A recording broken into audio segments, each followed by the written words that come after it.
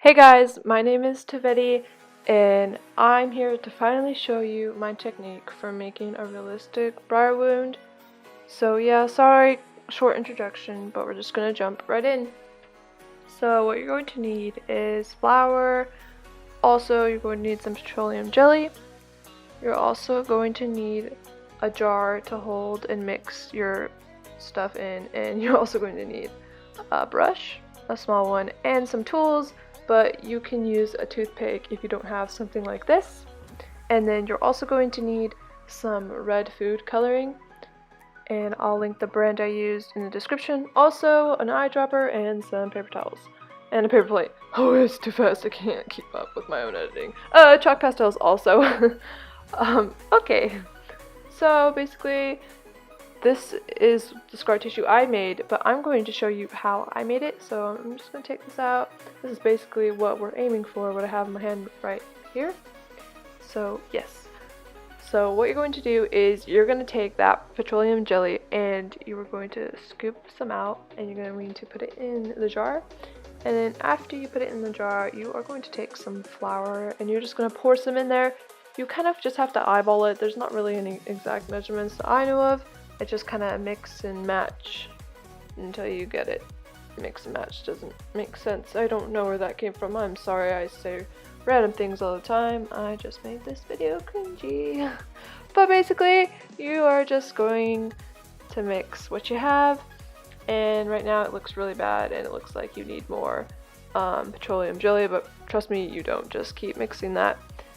And you're just going to smush it against the side, and just between the spoon and the side is what's going to help you. And as you can see, I'm kind of testing it out right now, and what's wrong is it's too sticky, which actually means there is too much petroleum jelly and not enough flour. So I'm just gonna add more flour into this because, as you can see, it's sticking to my fingers, and it shouldn't do that. It shouldn't be sticking to anything.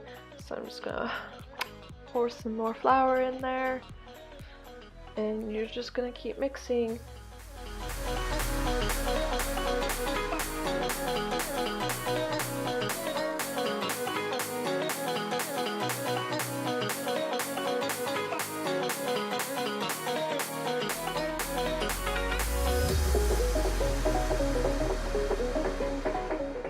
Also, don't do what I do and break jars.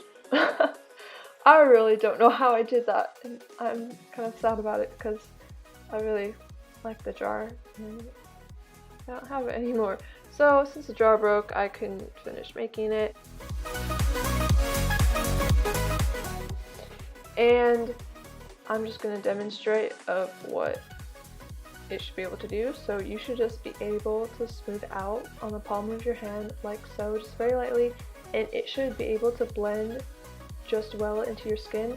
And you have to make sure that this is how it is, because if it doesn't blend into your hand, it's too sticky or too crummy, it's not going to look well on your horse. So yeah. Alright, now the fun part where we actually get to start making the wound on the horse. So basically what I'm going to do is I'm going to take this piece and I'm just going to start rolling it. Also, I'm sorry, you're going to probably hear this song for the entire video, as this is all I have right now. I'm sorry. But yeah, you're just going to lost for words, but this is, it is just where you want the wound, I guess. And you're just going to start smoothing out the edges very lightly and very softly, you know, not too hard. And you just want to, basically what you want to do is you just want to blend the scar wax into the plastic, which is really hard because it's plastic, but you know, I'm not even that good at it. But this is only my third time, so I guess I've done better than what I've done before, but it just takes practice. So yeah, you're just gonna try to blend it in the best you can into the plastic.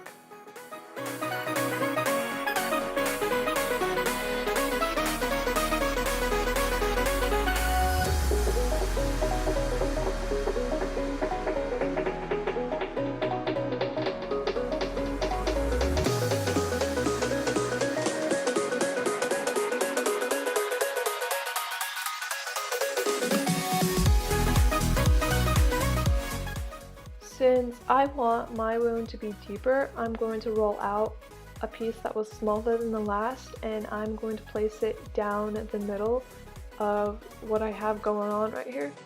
And what I'm going to do next is I'm just going to start spreading that as well into the other scar wax, because I want it to kind of like bulge up at the top, because I want some like flesh to stick out. So if you want flesh to stick out, do this. Really, there's no limit to what you can do. You can experiment on your own. There's probably tons of ways you can make a wound with the scar wax, so you don't have to do it my way, but this is just the way I'm doing it right now, but I'm sure you could think of something better.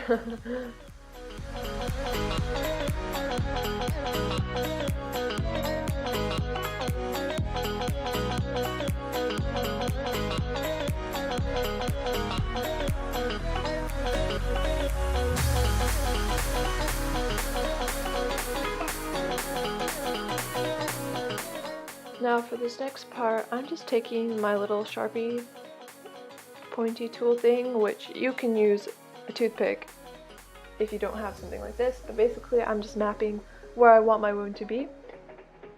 Now this is where I'm going to take the sharper and more curved tool, and I'm going to just start kind of lifting the edges of the line I made. So I'm just kind of opening up that wound and I'm making it really fleshy. If you don't have one of these tools, I'm sure you could tilt the toothpick a little sideways and do the same thing, or if you have longer fingernails, then that could probably work too. I'm sure you could find something. Anything would work really, I think. But you're just going to shape your wound, and yeah. Here's just a close-up shot of what I did, and it's really looking good so far. To be honest, this is the part that creeps me out the most about doing these. I don't like that whole thing. But now you're going to take some pastels, and you're going to want like a lightish, duller pinky color, and you're also going to want a more vibrant and brighter pinky color. So you're going to start off with the duller and more boring one, and you're just going to take that horse and you're just going to lightly start dabbing those chalk pastels into that wound. You're just going to do it on the inside and a little bit on the outside and on the top. This is going to actually kind of ruin that ripped effect that you made. As you can see, the brush is really pressing it down, but don't worry, I'm going to go back and I'm going to relift it again. But yeah, it only requires a little bit, you don't need a whole lot, it just sticks on there really well.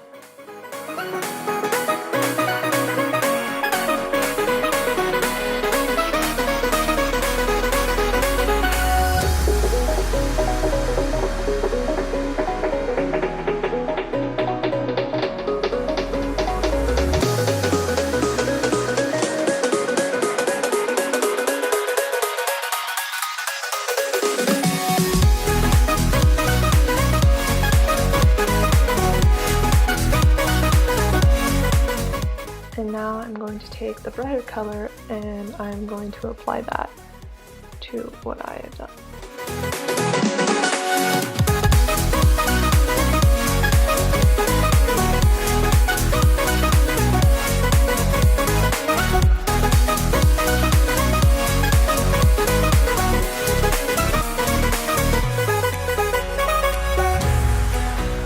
Also, heads up, I made a mistake when creating this wound.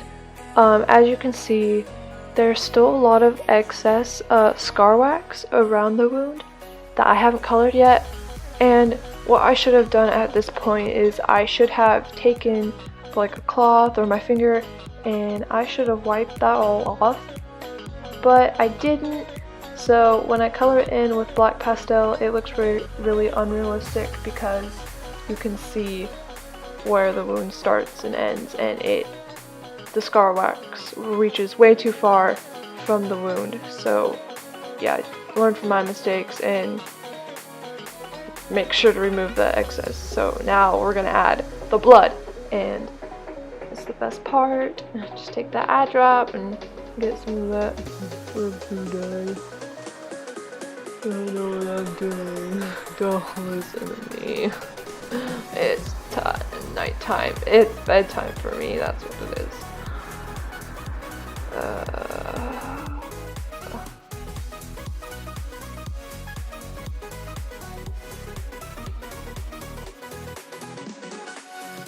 So this is the final look, and I really like how it looked like on the inside. As you can see, I really messed up with leaving that excess scar wax, but you know, just learn from me and you'll be okay. So yes, so now it's time to take it off, and you're just going to take that paper towel and you're just going to wipe it off. And it's really simple, you know. This stuff really does make your horse greasy, so you're going to want to wash it off after that. Just use lots of soap and water. Make sure you scrub anywhere your hands might have been. But yeah, as you can see, he's all clean, no grease stains or red food coloring on him. He's perfectly clean, and yeah. So I really hope you liked this video, and I hope you found it really helpful.